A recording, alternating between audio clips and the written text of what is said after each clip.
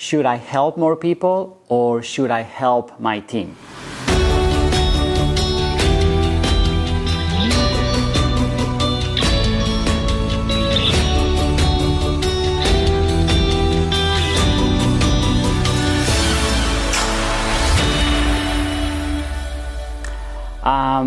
We get asked that question many times over, and it's a very normal feeling or very normal question to ask, and we've all gone through that, and that's kind of what makes a difference. You know, I think when you're trying to balance and to balance your recruiting with helping your team, and that's a great sign, by the way. Congratulations if you're in that situation where you need to understand whether you need to keep recruiting for yourself or helping your team or doing both.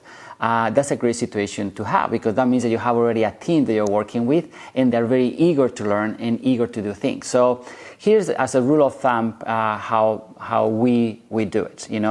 As you're growing your team from 0 to 6 figures, most of the time you'll be recruiting for yourself. As you're getting closer to the 6-figure mark, you will start kind of diversifying, quote unquote diversifying. You will start diversifying your activity. It would be probably about 80% recruiting and 20% helping your team. But that helping your team will be helping your team to recruit more, right?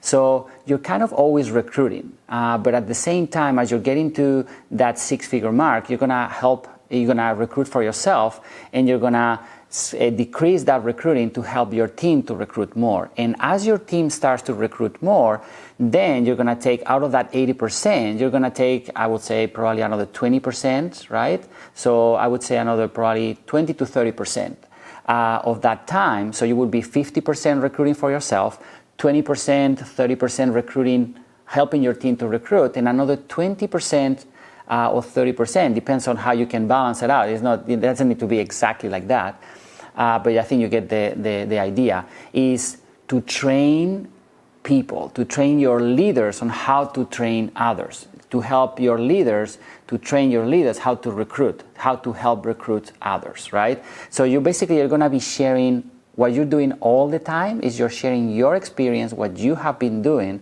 You're going to be sharing that with your brand new person as they step up in their leadership role. You're going to be helping them to recruit. As they get more people in their team, they're going to step up again to another leadership role, which is yours, right? You went from 100% recruiting to 80% and 20% helping, and that's what they're going to be doing. That's what your team is going to be doing. When you have about 5 to 10 leaders doing that, that means that your next step, right? Your next step in your leadership role is to go from 80% probably recruiting to 50%, right? So you're recruiting less but higher quality of people, and that 20% that you're helping your team is required to help your team recruit the brand new recruits that you're doing from that 50%. But the 30% extra is to help all these people that are already having a team.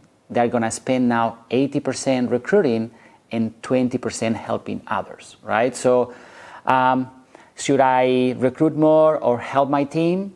I think there is a time and a place for that. So first, you're going to start recruiting for yourself. As your team grows, you're going to decrease the amount that you recruit, increase the quality of that recruit, but decrease the amount and increase the amount of time that you spend with your team to help them recruit and step up into their leadership role.